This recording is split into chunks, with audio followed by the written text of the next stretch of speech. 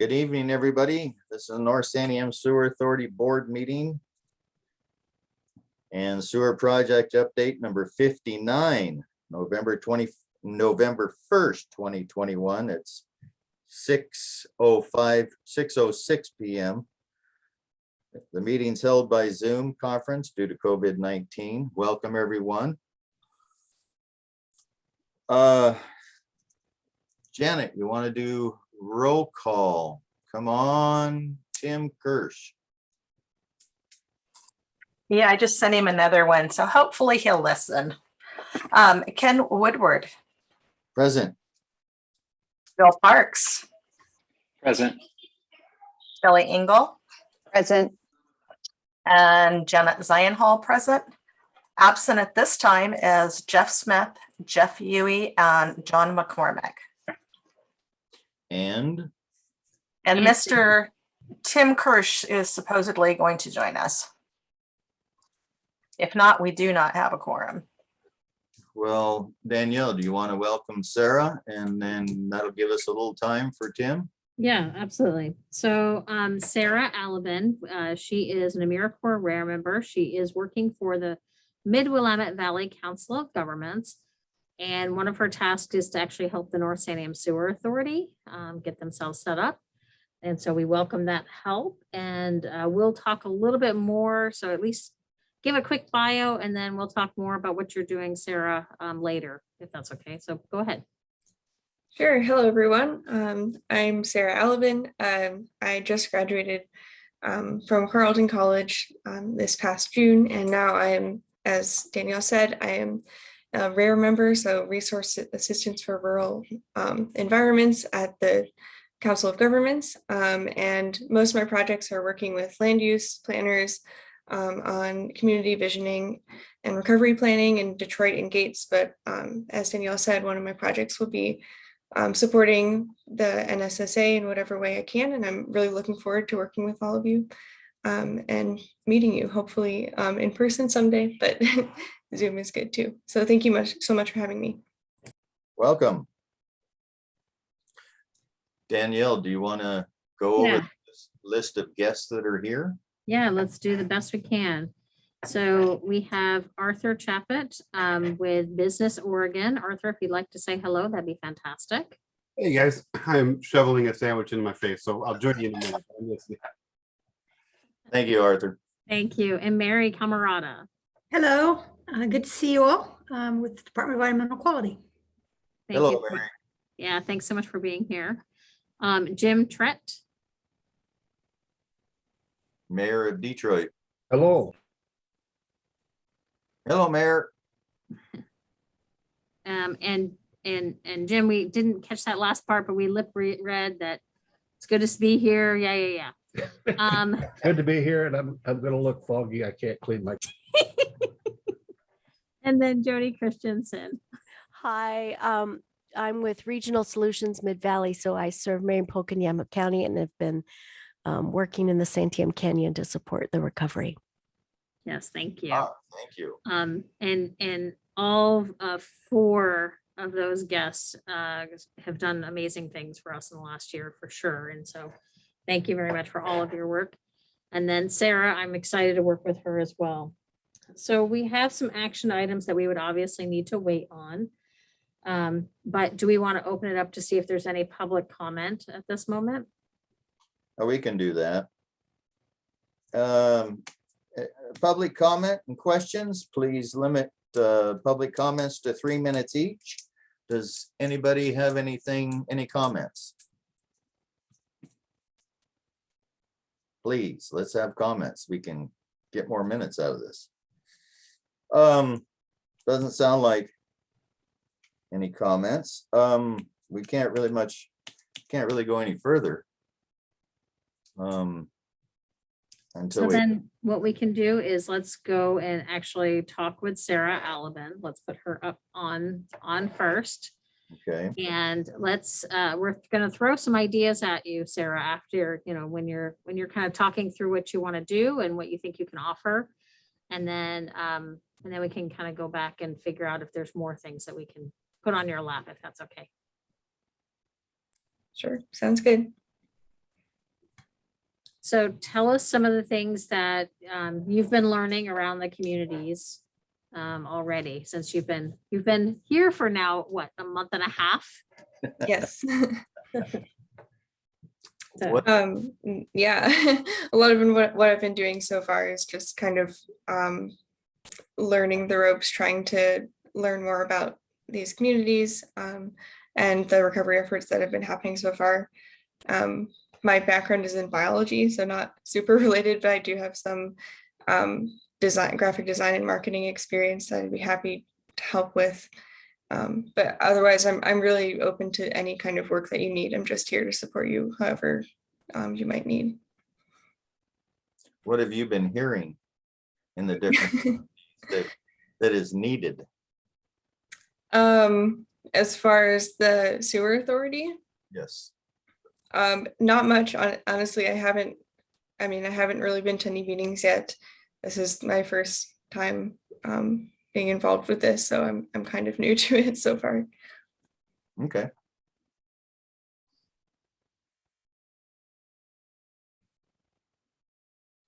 okay, so Sarah's been attending the city council meetings here and there, some of our internal meetings on the recovery aspects.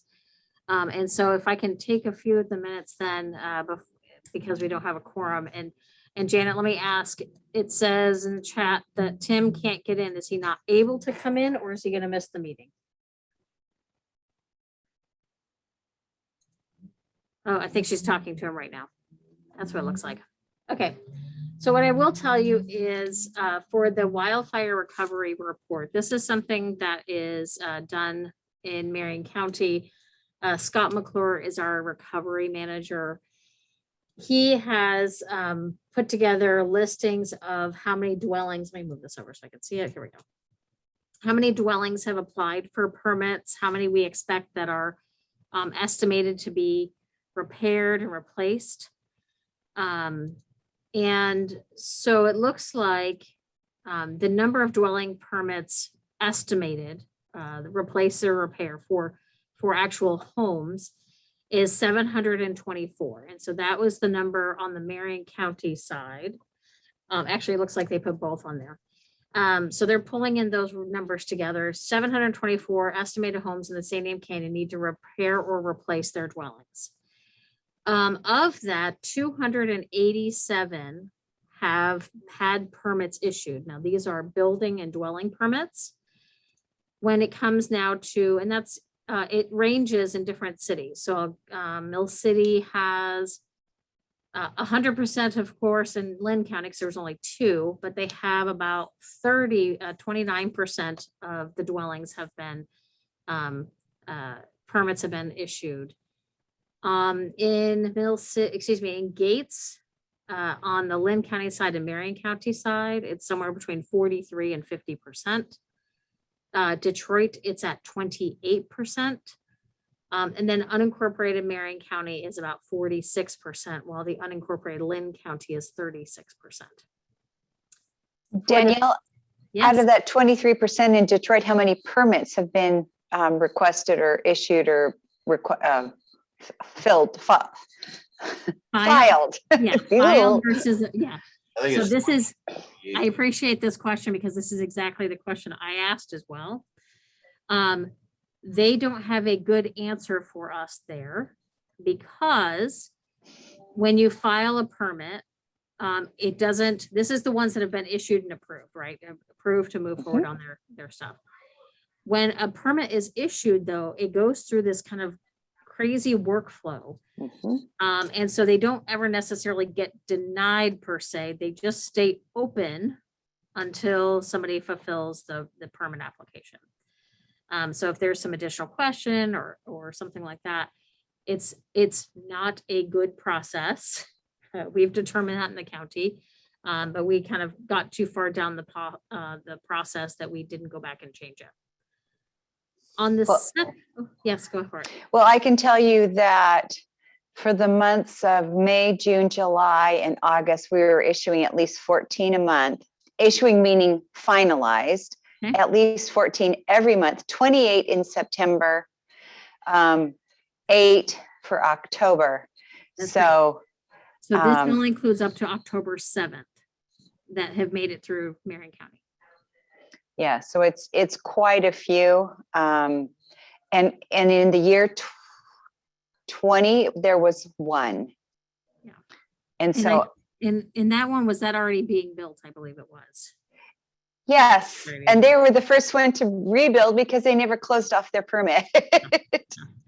So, but the point being, at least for Detroit, because it's all Marion County and none Lynn County, obviously for Marion County, I mean, for the city of Detroit. You know, if you take 5 counties times it by 4, or 5, sorry, months and times it by 4, and then you add 28 to it, I mean, that gives you a better number of how many permits have been granted and finalized Yeah. in the city of Detroit. The building up there is bonkers. It's mostly electrical, the majority, because you have to start with your electrical before you can do anything else, but there's a lot. Yeah, last time I was up there, it seemed like a lot of movement going on up there, especially. Tim's, Yeah, Tim's Kirsch is in, he's on 551 3451. okay, let me change this number real quick. Hang tight. Tim, that's you, right? Before Yeah, I- I can't before I get in on, target I you. can't get on the Zoom link. Okay. Hello? Yep. Yes, okay, we'll try to see what's going on with that one. So, Shelley, I would also suggest reaching out to Chris Epley. He may have better updated numbers. I know that so let me go to the septic permits and then I'll talk through that. On the septic permits, because I think this is kind of what we're really trying to work towards. There's an estimated number to be replaced at 694, either replaced or repaired. Of those, 371 have been issued permits to replace or repair. So we're definitely over that 50% mark, but of course it's very, very high as we know, in Detroit. And so Gates was issued 45 out of the 74 that were estimated. On the Marion County side, on the Lynn County side, 8 have been issued out of the 14 expected. So that's 61% and 57%. Detroit, they're lagging behind, of course, at the 42% mark. So 112 have been issued. 268 were expected. So these are just the estimates. I mean, we just don't know 100%, but that's the best we got. Unincorporated Marion County, 170 have been issued. So if you've been up to the Elkhorn Valley area, that area is just brimming with action too going on. And that's at that 61% as well. With those numbers were actually higher than I thought. So, but looking at Detroit is actually not higher than I thought. So that's probably where we were going to be. What I asked, and Chris Epley has this information for the city of Detroit, for them to pull, like we tried to put just a guesstimation on how small of a lot size to potentially identify, because I know there's some additional monies coming this way to help figure out how do we get septic systems or something in place so we can get people moved in as quickly as possible. The first start of that is, okay, how many potential lots are impacted, right, by whether it be a small lot or something like that. So the estimate that was put together was 6,000 square foot lot. Of course, that still does not mean you're putting a giant mansion on there, right? You're still talking a very small footprint, because you also need a drain field and a backup drain field. And those documents and those addresses were pulled and sent to the city of Detroit. I've asked for them to pull that information for Gates as well. So I will double check to make sure, Joel, for you, I'll double check and make sure that that happened with the city of Gates as well. So that's just trying to give us an idea of what the bumpers are on the outsides. Scott McClure is managing this particular report every month and giving it to the commissioners. From the property cleanup through the ODOT program, 330 out of the 489 have been fully cleaned up. And then hazard tree removal, they're at about 74 or 75% of those have been removed already. That's under the ODOT program. So just want to give you those quick numbers. I can forward this out to you guys. I got it just this today, so I'll make sure I forward it out to you guys just so you have that. And this is the official document that the county uses for their public meetings. So I don't see that there's any problem with forwarding that around as well. So I want to let you know that.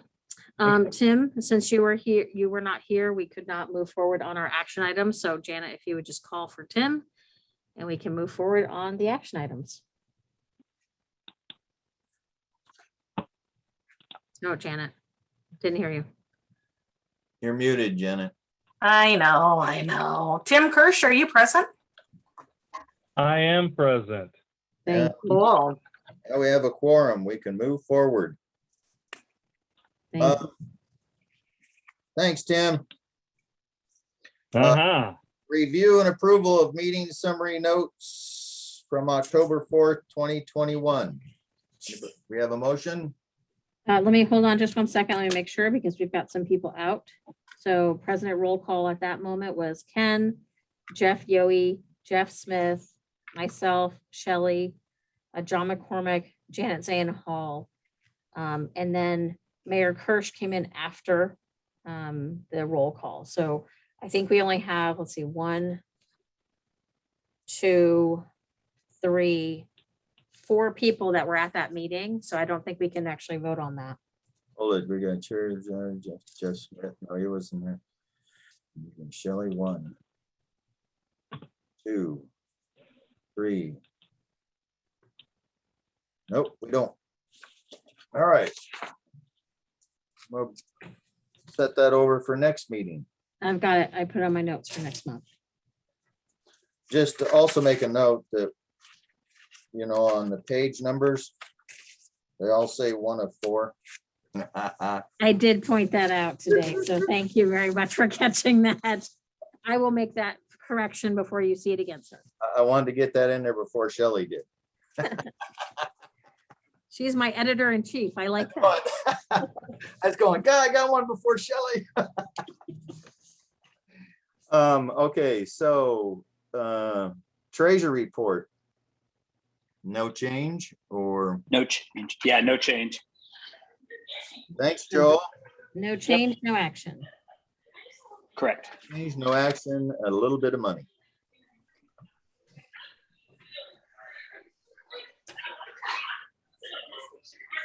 All right, old business update, next steps and master plan implementation, timeline, funding, name structure, contracting. Thank you. We're gonna fast forward this, right? We're going to do the best we can. Right, Mary? Where'd you go? So I had a economic development work session with the commissioners. This is something that we do every month whenever we can get that scheduled in. And it is where we go through kind of all the things that we're working on and let them know all of the pieces.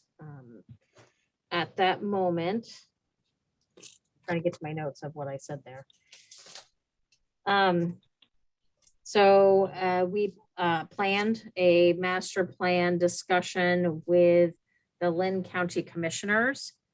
At that time, we had it scheduled for November 9th. The Lynn County Commissioners came back and asked for a update on the recovery efforts as well at the same time. And so the next date that they wanted to offer us was in December. And so we have taken that November 9th date off the calendar and put it on for December. I believe it's December 7th, if I'm not mistaken. And that would be us attending, in us being Marion County, myself, Commissioner Cameron, and Scott McClure in Lynn County. Let's see. The last time you and I discussed, or last time we discussed this, the county is forming a team to move forward the Mill City and Gates projects. Specifically to deliver the project, likely using an owner's rep as a project manager and fiduciary. There are some big stipulations on the funds that are through the legislature. And this will be any federal funds, it'll be kind of similar.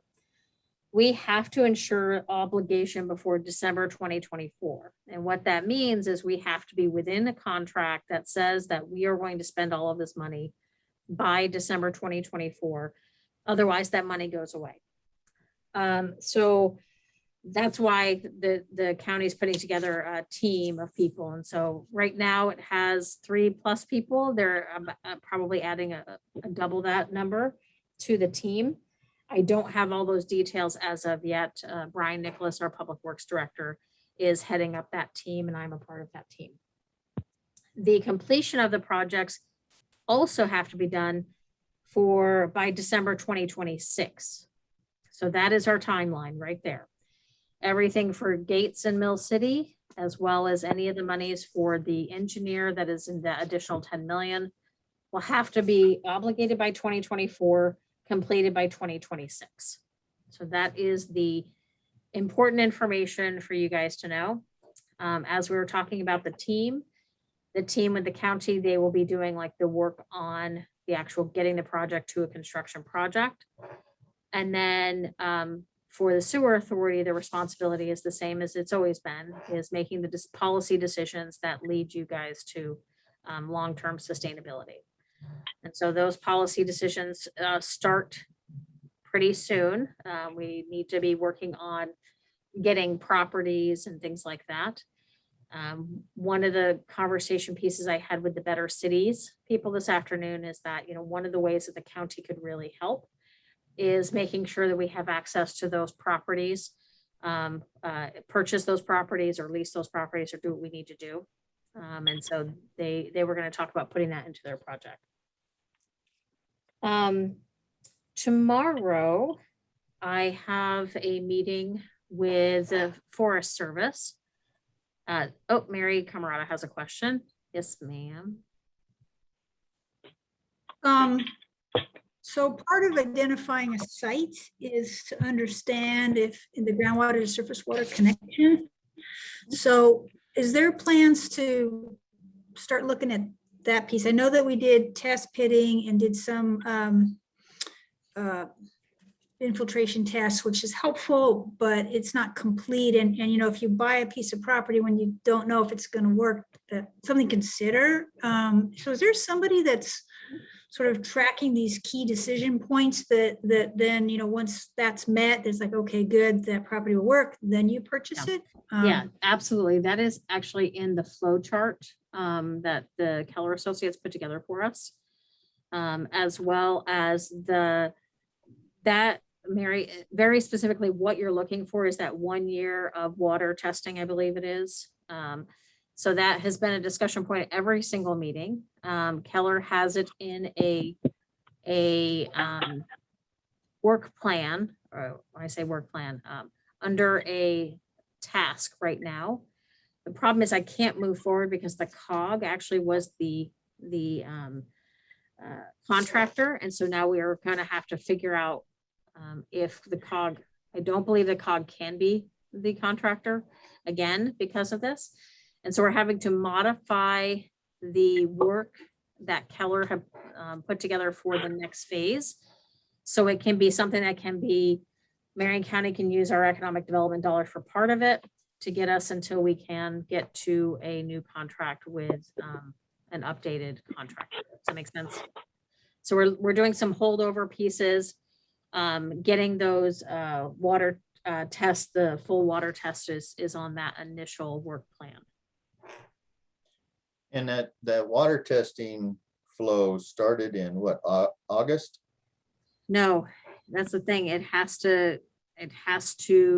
have to have it under contract. We didn't have that under contract. Okay. So unfortunately, every month that we wait is a month later. There is no shortening that process at all. So what if it rains real hard for the next 7 months and it gets under contract? Well, I mean, Mary? They work in the rain. Yep. I Perfect. mean, part of it is they have monitoring wells they have to install. And so once you get them installed, then you monitor the parameters that are needed. DEQ met with Keller and Associates, that would be our permitting people, met with them and said, okay, here's the laundry list of things that you need to look at. So they've had that. So that's what, and we have hydrologists on board. When you guys get ready, just to confirm, we don't want you to start working without saying, okay, this is a laundry list. Yep, got it, go. Because, again, we don't have time for redos or oopsies or whatever on this. Right. We gotta get it right the first time. Totally agree. Okay, that's, Mary, that's good to know. I'll make sure that that gets in there as well. I knew that Keller had been working directly with your engineers, and they felt like that they were getting some good direction on what they needed there. So I appreciate that, and I'll make sure that that stays on their top of their list. The way Keller had the previous scope is that they were having GSI do the work, which they're pretty experienced in doing that up there, so. Okay. Anything else on that? Mhm. Okay. Okay, sorry, let me go back to my notes from the other day. Incomes. Oh, okay. So the state required what is called a project information sheet, and I know Arthur was looking for that. I don't know if the county has turned it in since the last week and a half since I saw it. Haven't seen it, but no rush. Well, it's a rush for us. No rush on my end. Yeah. So the project information sheet for us to get the funds, my understanding is it was like 95% complete as of a week and a half ago. And so Jan, our administrator, is going to be submitting that after she gets a chance to review that. So Arthur, that'll be coming down the pike pretty soon. And just to tell you the process after that, I'll review it with Michelle Bilberry. We'll look for any obvious holes in our opinion, and we'll talk with you if you see anything that we don't like. Then I'll write up it's called a staff recommendation and send it over to contracts. It'll have to go to DOJ. That process is really slow. I would be surprised if you had a contract before January. Yep. But if you need a contract sooner, talk to me and we can try to prioritize it. But you can spend money before you get the contract and get reimbursed, but we can discuss all those things when we get to that phase. But I'm not putting a rush on this contract unless you tell me otherwise, in which case I will. Okay, I'll have to double check with Jan because it has everything to do with the flexibility of the funds that we have. What I have in the budget for this current fiscal year for this project is under what I need. But I also didn't expect the work to completely be done by the end of this fiscal year. So we're going to be like, it's kind of close. So we'll have to see where that lands. Cool. So I appreciate that. And then Arthur, if it does come down to it and there's a reimbursement issue or anything like that, or reimbursement that we have to go, of course, I would want something, even just an email or something saying that, because as much as I like you guys, I also like working with something that has some verification though it'll get paid. No problem. Thank you. So that is the update on that. Let me double check one last piece. The only other thing that I'm a little concerned about, and I couldn't verify, maybe even Mary might know this off the top of her head. So the Statesman Journal did an article about the EPA sites for the PFAS.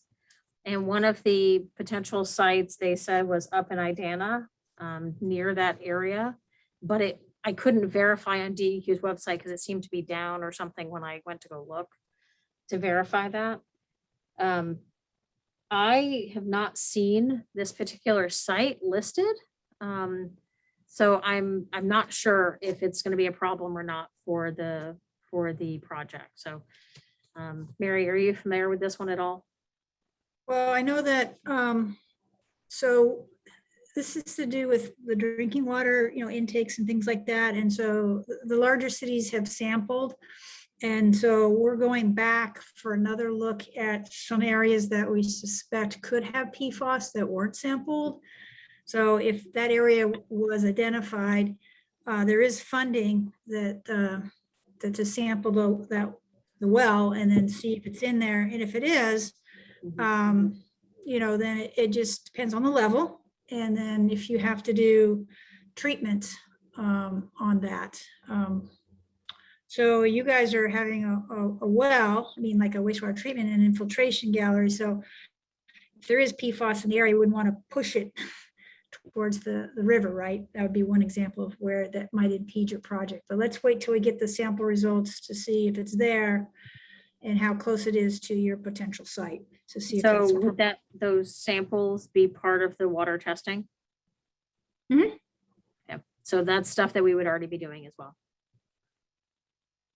Yeah, you should be sampling for PFAS. Yeah. Okay. Because it's not in the area. Yeah, that'll be on the list. Okay. Yeah, I had not seen this particular site on there before, so. Yeah, this is kind of a new take. We got some in Eugene. I mean, they're all kind of all over the state where we think that there's a potential for a drinking water source to be impacted. So, we have to identify where there's facilities that would have used PFAS besides the, firefighting, it's firefighting foam, things like that is what we're looking for. Metal plating, they can use PFAS, so. Yeah. So that was the only thing I wasn't sure about. So I kind of left it as a reminder for myself to keep following up and making sure that that's not going to be an issue. Either that holds it up. So I'm hoping this conversation though tomorrow with Forest Service, it's an initial conversation. We're talking about both the Detroit marinas as well as the sewer project and seeing what their temperature is for working with us under the Town Sites Act. So that's the approach that we're talking about tomorrow. So it's a very informal, it's just me and a couple of people from Forest Service. So. Good old Town Site Act. So yeah, Town Sites, just so you guys are aware, the Town Sites Act was something that was utilized in the Deschutes National Forest for the city of Sisters as they were moving from their septic systems to their sewer system. And so we're hoping that we would be able to follow their lead on that. And that was what, in the early 2000s early, I think 2002, 2003, somewhere around there. So, okay, anything else on that little topic there? Oh, Okay. So then can I move on, Mr. Chair, to the income survey and population survey? yes, update income survey and population survey. Okay. So one of the pieces that has come out, obviously, is that the growth rates that the Portland State University put out and the replacement rate, and what they call replacement rate is the speed in which people move back into the areas post-fire. Those are not where we think they're supposed to be. And the concern with the PSU information, if it's not corrected, that is what we are required to utilize for the engineering, as well as for our financial projections. And so I'll give an example, if the population rate, growth rate is higher than what it actually is in real life, then it means that we would be making financial projections that there'll be more ratepayers than there are. If it's lower than that, then we are underestimating how much it's going to cost to pay for it. So these kind of pieces are really, really important. And then from the engineering side, we want to make sure that we're planning for our planning horizon of, I think it's 40 years, if I'm not mistaken. So we want to be able to plan out that long. And if your percentage is off even 1% over those years, it has a dramatic effect in your long-term population growth. So we want to make sure that those are correct. USDA when we talked originally, said that they would be happy to work with us. They would be willing to look at RCAC to help do surveys. One of the difficulties we're going to run into. Oh, thank you, Mary. For DEQ, it says the planning horizon is 20 years for DEQ funding. So for when USDA, when we were talking with USDA, they said, yeah, we can help work through that, because they were specifically thinking that we were going to be trying to get funds from USDA, which we will likely have to get funds from USDA. It's in one way or another. But because their income survey is actually pretty beneficial to you guys right now, the question is, if we do that survey and the incomes of the people that are now moving in, so I think like Gates to me is a kind of a good example. If some people purchase the properties in Gates and they tend to be in their higher income, that might change that income survey in a way that we didn't anticipate either. And then what that does is, if you have a higher income, then that median household income is higher as a whole. And that changes that rate calculation that we've been talking about.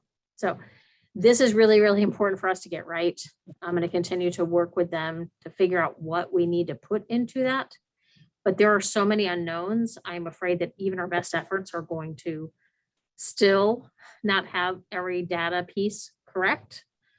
So we're just going to have to do the best we can on putting together a scope of work that encompasses all the things that we're trying to accomplish.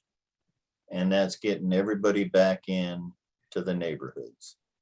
And getting them counted accurately and accounted accurately in our planning models. But we need people. We need more people back into the different communities, the fire damaged communities. We need them. So Ken, I will say, it's not as simple as just we need more people. I know it. But it sounds real easy, but we just need to attract. So attracting people will be, and Mary, I see your hand up, so give me just 1 second. Attracting people is one thing. You want to make sure that, we're not just attracting, the property owners that have the highest income, because that'll impact all of your communities, right? So that this is a real challenge. This is a real challenge, and not just this fire, but any disaster that I've worked anywhere in the country. Their income typically goes up because people move in that weren't there before. But if you discourage, okay, not discourage is not the right word. Trying to be flexible, give property owners options. They've lost everything. And trying to give them options to get them back onto their property within, they have to meet all the setbacks, everything else, but trying to get people back in there and jazz them up. This is going to happen. It's still, the canyon's still a beautiful place. This is tough right now. It's just tough all the way around. But trying to get people in there and not have everybody come in and start buying up all these lots and to combine them, but just give people options to move back onto their properties, year round or part-time or whatever, but just, yeah, I know this is a challenge. Yeah. Mary had her hand up. So since this is kind of it is two projects, one for the Gates in Mill City and then one for Detroit and Adana, and they're staggered, right? For good reasons. So would the sanitary authority authorize everybody to start paying rates when the Mill City plant comes online? So just want to, get no decision today, but just sort of think about that, because it could be like the 2-year separation between when Detroit and Adana may be going online versus what Gate and Mill City, or maybe even 3 years. What we don't know for sure. But thinking about that, like, how do you do the cash flow for the rates if you have different start times Yeah, for so projects? I would say, yeah, the good thing is that we're gonna have obviously some financial projections that have to look at the ramp up, right? And so each one of those policy decisions come with a financial number, right? And the sewer authority will definitely have to make that decision, but as of right now, we don't have enough information to make that decision. Right. At least that would be my staff recommendation is that, there's lots of questions, right? There was a question posed to me the other day of like, are you guys gonna force everybody to hook up? And I said, well, that is a policy decision that will have to be made because each one of those policy decisions have a financial calculation. And I want the sewer authority to be able to make that decision based on the financial calculations that are before them and the decision making is before them. It's just, we're not there yet because we don't have enough certainty in anything to do that. The FCS group, the work that they did, set us up to be able to start evaluating like what is important for the sewer authority and for the individual members and individual cities. But we're definitely not at a point where we could start making decisions on that. We have testing to do in Idana, and we have testing to do in Mill City, and that's both a year. That's, am I right, Mary? Yeah, and what she's trying to do is she's just trying to prepare us for making those tough decisions because they do get tough. They get hard and tough. But that's what I'm saying. We're not even there yet because still we have testing. We still have to. We have the property in mind.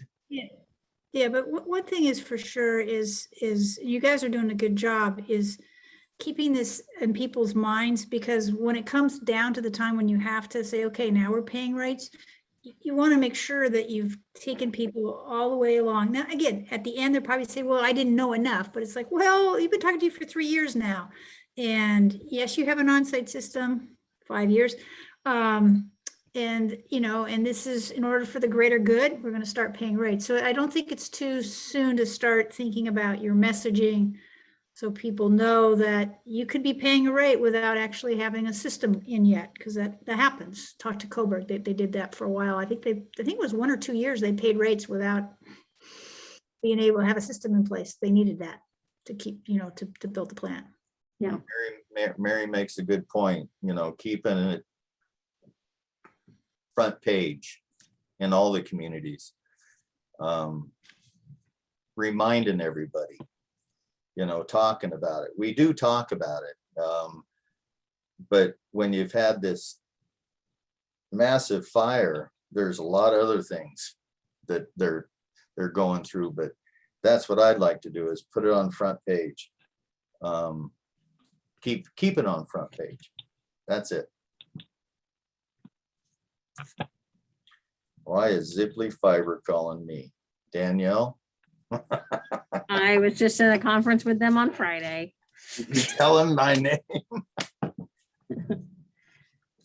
Don't mention my name, you might get in trouble. Shelley, I went through everything you did with Zipley. Okay, so can we move on to the new business? Yes. Great. Okay, so we introduced Sarah Allaben at the beginning, and I just want to make sure, Sarah, am I saying that right? Okay, and so Tim, you didn't get to meet Sarah. She is with the AmeriCorps RARE program. She is working for the Mid-Willamette Valley Council of Governments, and one of her taskings is to support the North Santiam Sewer Authority. And so she's going to talk just a little bit about what she's thinking, and then we're going to throw some things onto her to say, okay, see if you can try this. So go for it, Sarah. I have not been given much background from the COG about how they want me to be involved with this. I think it's really up to where capacity and help is needed. So, as I said, my background is I'm learning a lot about land use planning, and I have some graphic design marketing background, but otherwise I'm really up to anything. And so just let me know what your ideas are, really. So I will start off because I have lots of ideas.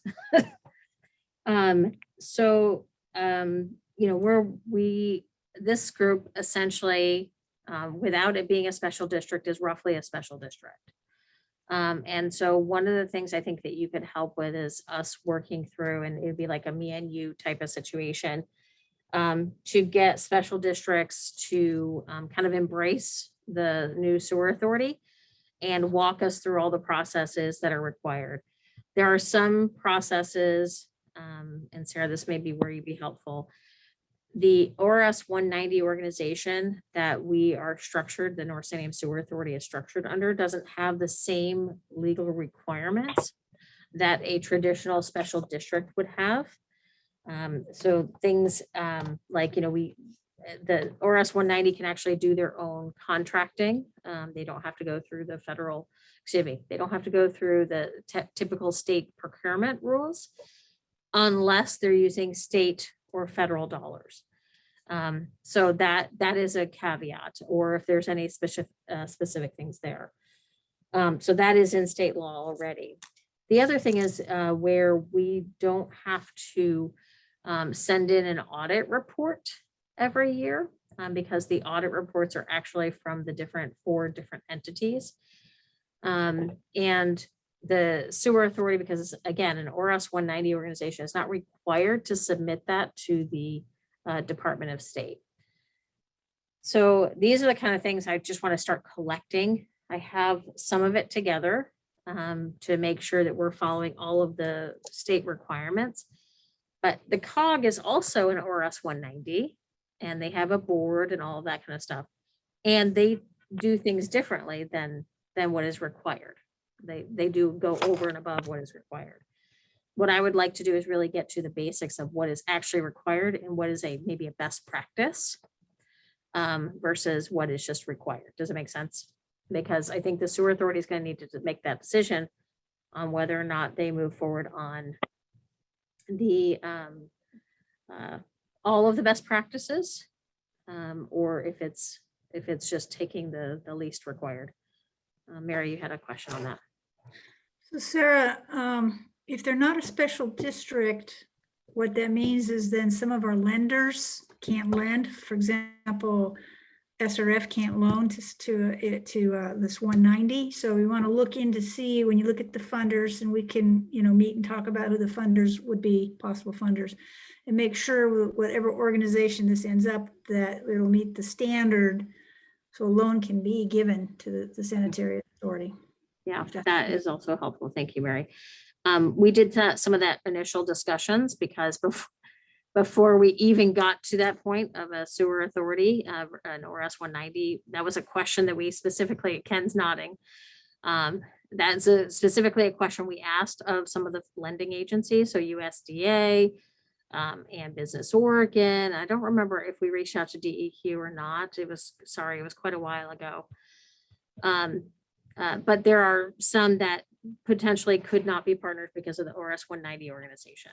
And so you and I can walk through that. But Mary, that's a great idea. Well, and if you're using USDA funding, pretty much DEQ is going to be your interim loan. It's going to, you know, we gap it so that, because USDA doesn't pay until your project's finished. So we have to be the gap funding. So definitely have to make sure, if you're using USDA, that you qualify for the SRF loan, so you have a match. And works great, but you got to make sure you're the right entity. So I'm making myself some notes.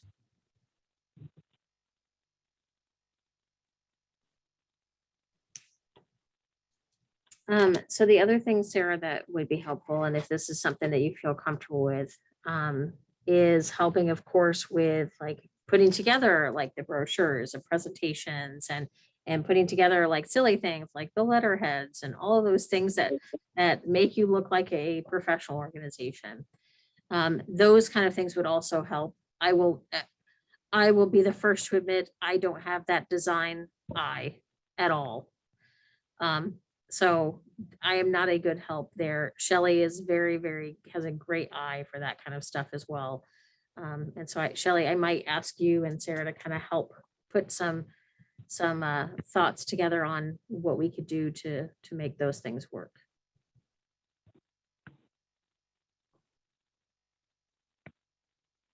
So those were the first three that I thought about. Sarah, is any of that a little bit far off what you were thinking? Oh, that sounds great. I'd be happy to work with you with that. Okay. And Sarah's also leading a tour of the canyon this end of this week, right? Yes, on Friday. Yeah. Is there anything you want to talk about, like what you're going to be talking through? This is a great focus group right here. Sure.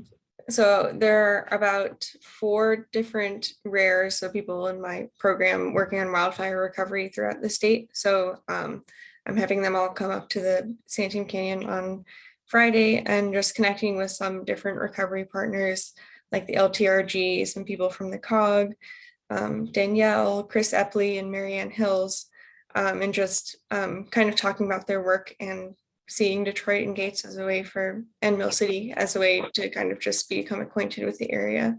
So if you have any thoughts about where we should stop or drive by and just see, or if you'd like to meet us there and talk a little bit about what you're doing as far as recovery, we'd be happy to have you. I think it would be a really cool way to just become more familiar with the area for all of us.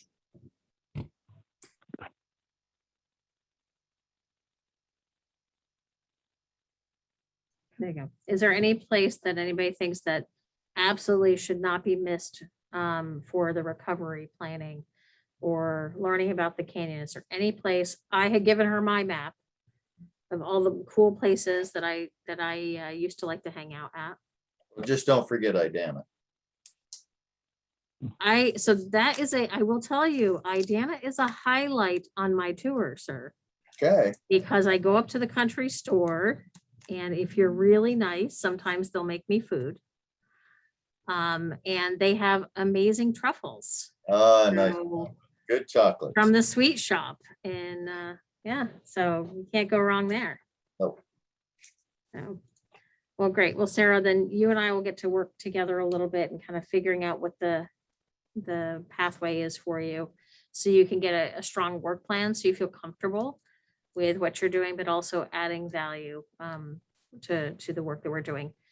Just for Shelley has something. It probably is, but it would be really important to make sure that they see the 2 marinas in Detroit.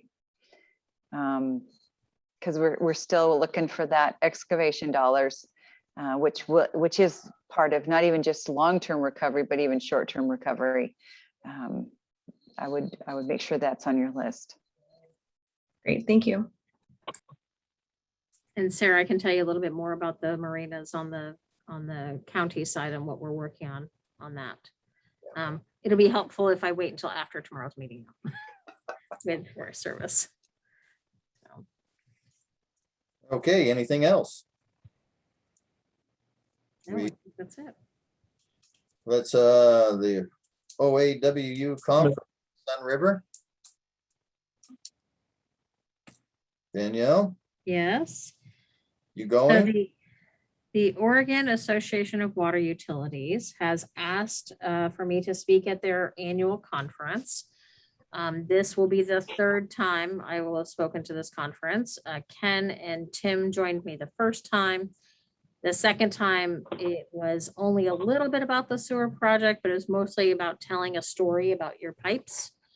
And so this 3rd time, I haven't even come up with anything of what to say yet, but they would like an update of the sewer project moving forward. One of the things that I suggested, I said, we would be a really good example of doing a one-stop. And so I said, I don't know if it should be a fake one-stop, like a one-stop where all of the different federal and state agencies and funding agencies come together and kind of grill you on the spot with all of your financials right next to you to help figure out roughly where the money's going to come from. Now, I think we're way too early for a real one. But I just wanted to throw that out there if somebody thought that there was some benefit to that, or if we offer. Dan, I just muted Joel. So Joel, let us know if you want to talk again. If there is a real one-stop that's needed, I don't think we are ready for a real one-stop. that's kind of where I'm at, Mary. But I was thinking it would be really helpful for the Association of Water Utilities to actually go through what that looks like, so people can be prepared for the future. Well, So, the thing is, it'd be difficult to know what your dollar amount is and then what's your capital. I mean, you could try to pull it from the master plan maybe, because they did a little bit of that, but that's what makes it difficult. And Arthur can speak up, or we can talk to you offline about Yep. what you need to do if you're going to do even a pretend one stop.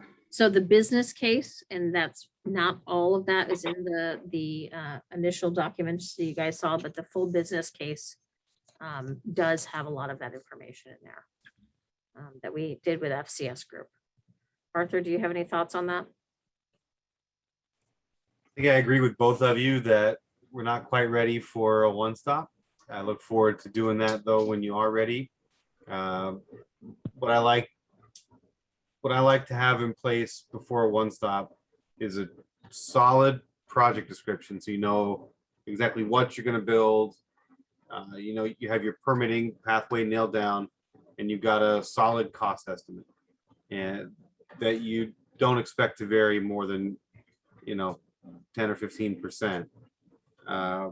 Because what you're going to get out of the one stop is a list of funding options. So if you choose option A, you're going to get a loan with these terms, and your user rates are going to change by X dollars.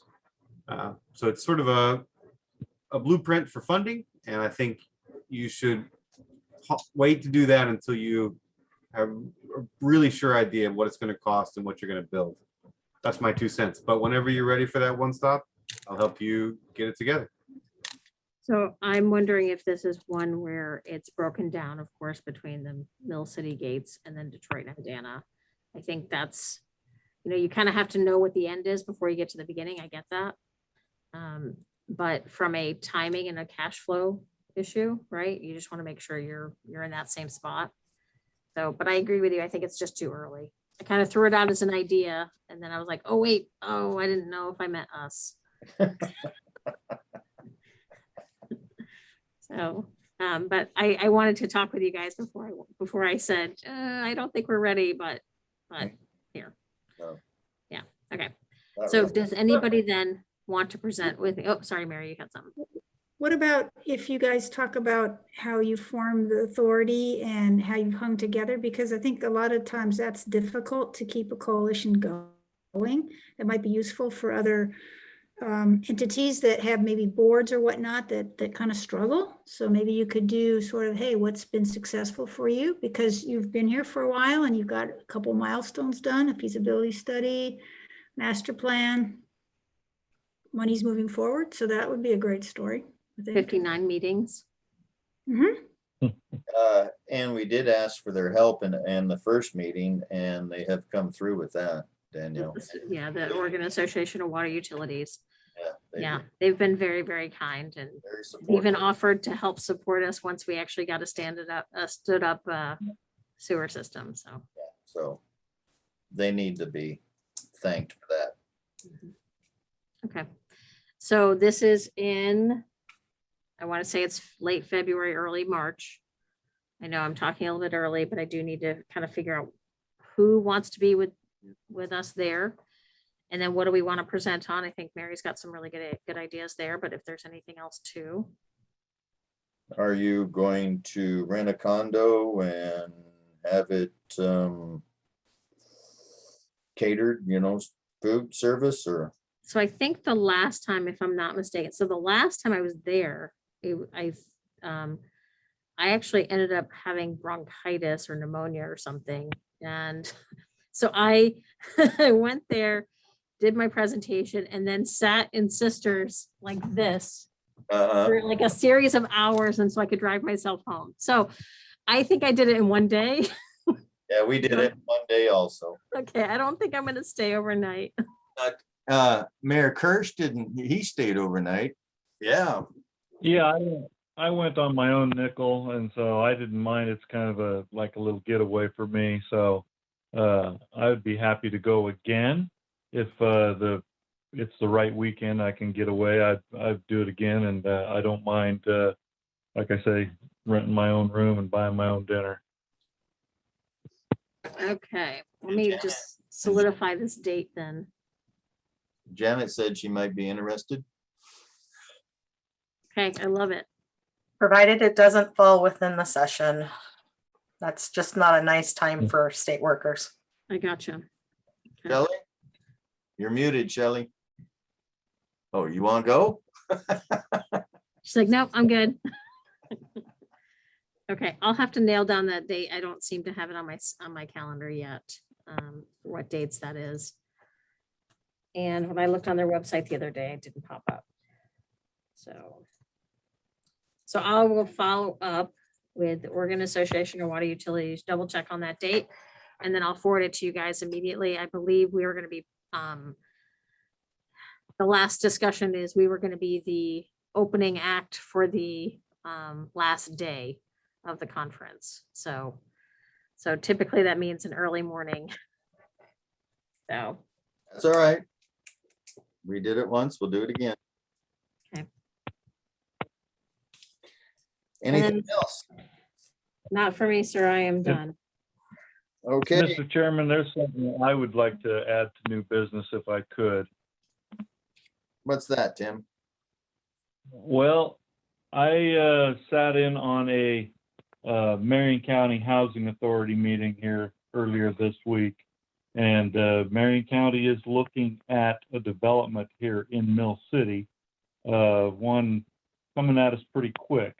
As there are also a number other potential developments that are kind of being drafted right now for the Mill City area. So we see it to be very important that we proceed with the some short-term or the updates that we need to do to our sewer plant at this time to be able to accommodate these potential developments that could take place within the next couple to 3 years. So I know that Keller identified some areas that we would need to focus on to bring our plant up to, I want to say, have more capacity.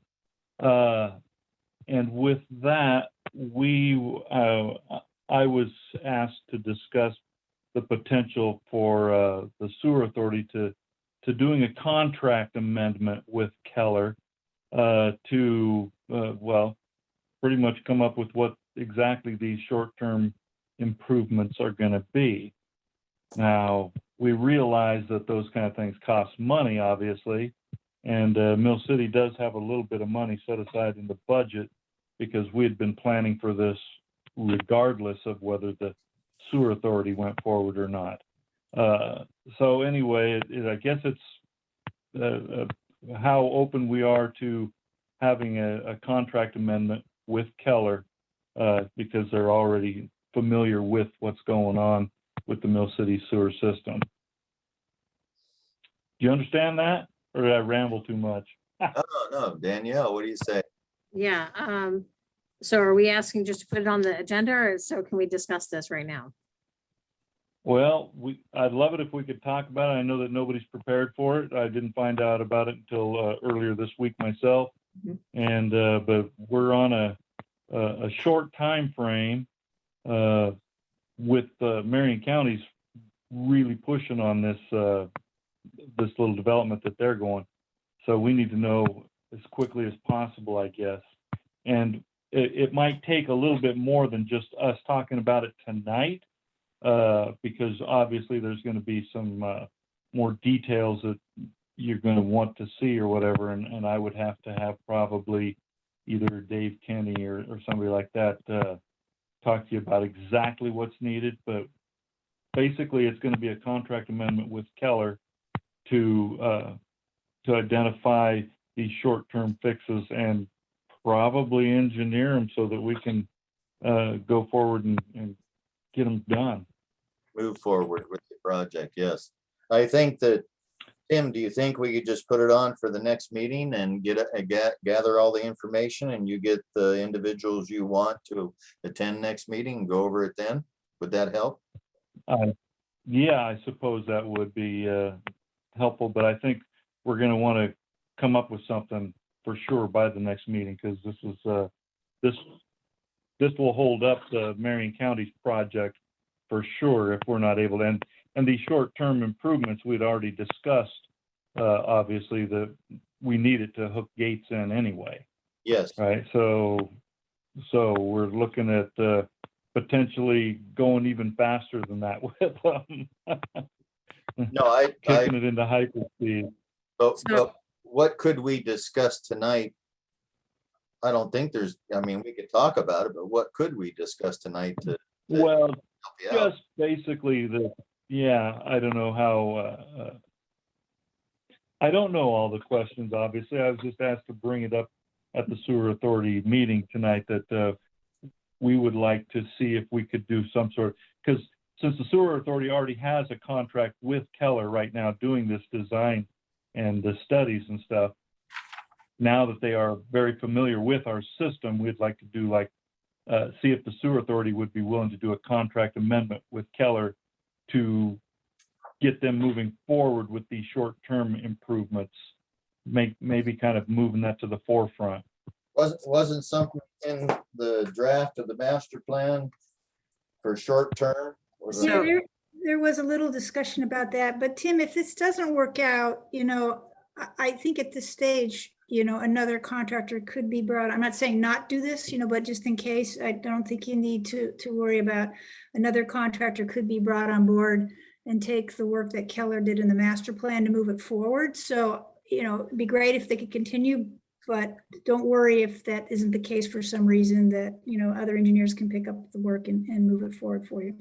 So I would, if the chair would be willing to listen on a recommendation, I think, Tim, this might be something that we have a separate meeting and then kind of get together what all the parameters and all the people that we need to have in the room, and then bring a solution to the next sewer authority meeting, if that sounds okay. It would be complicated because we do have a Thanksgiving holiday in there. And so getting all the people scheduled in. But in my head, we would need obviously Dave Kinney, potentially Mad Lawyer with the board's office, my board's office, and then the Brian Nicholas, our Public Works Director, at least at the very minimum. And then I'm sure, Tim, you would have some people, Dave, of course, and then maybe you and Stacy. And then if there's anybody else you want, if it's Keller or whoever, to be in the same room, talk through some of these things, and then bring a recommendation back to the sewer authority on how we should handle it.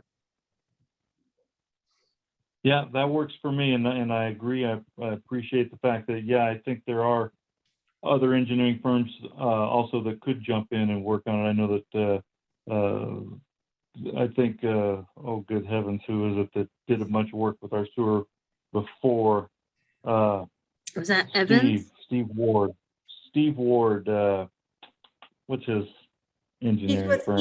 He's with West Tech and West Tech. That's right, West Tech. and So he's he so- used to do a lot of work with Mill City, but Mhm. there's others too, I'm sure, that could do it too. So yes, I would be willing to try and put my people together and get a bunch of people in the room, see exactly what it is we need to do to move forward with this.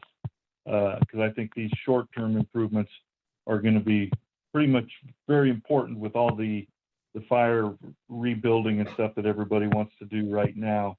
Like I say, I could see easily 100 units wanting to come into play in the next couple of years, and double that in the next 5 to 10 years, I would say. So hopefully we'll have the sewer treatment plant online in the next 5 years or so too. But if we can get these short-term fixes, that I think would be helpful to give everybody a little bit more confidence in what they're wanting to propose as far as their developments. Let's just put it on, Danielle, you and Danielle will get together. And I would also think that maybe we need to do even a separate one with Gates. Because Gates, there's also some potential developments in Gates.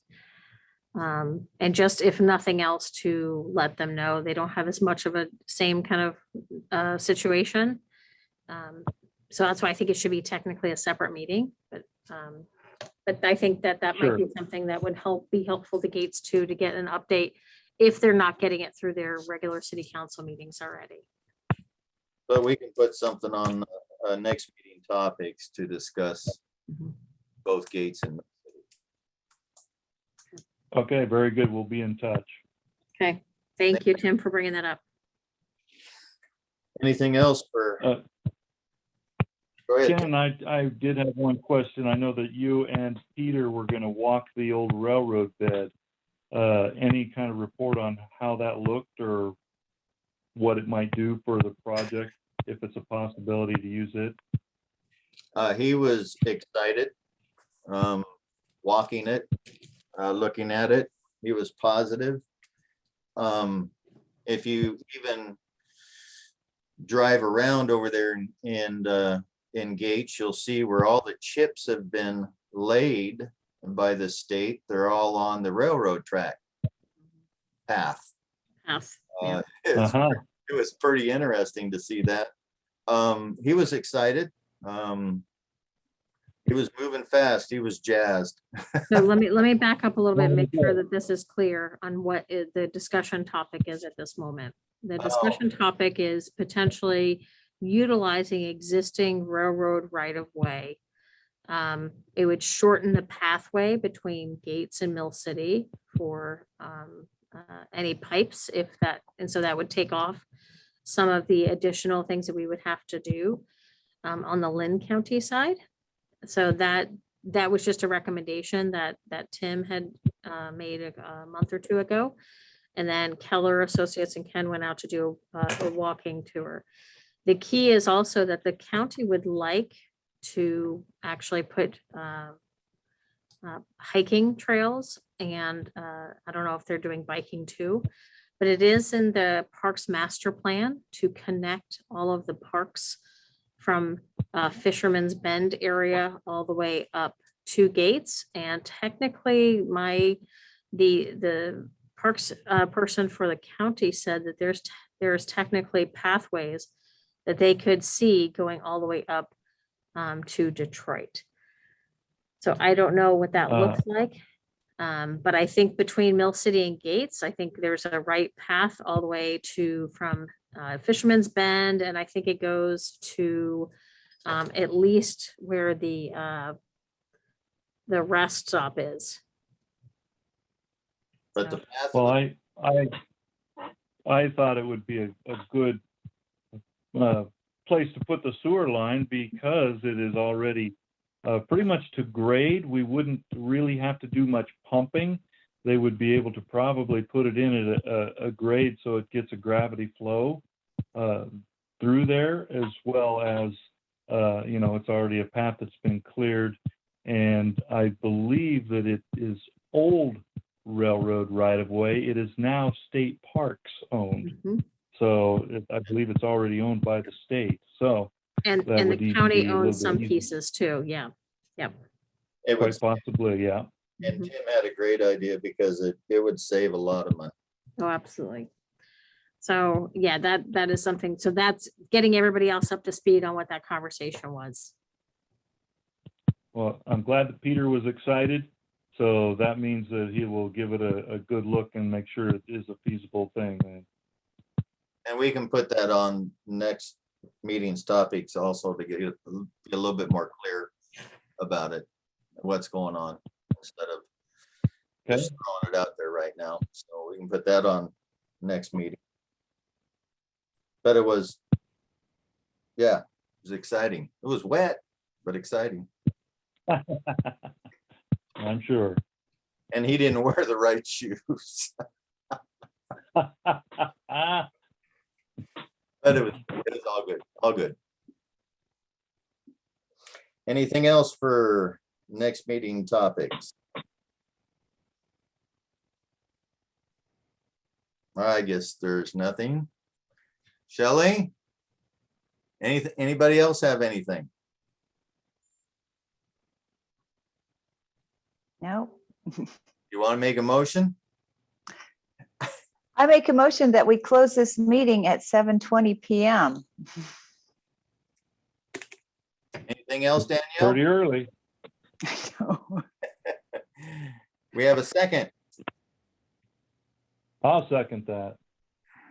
A motion's been made by Shelley to adjourn, to close the meeting. Mayor Kirsch is seconded. It is 7:20 PM.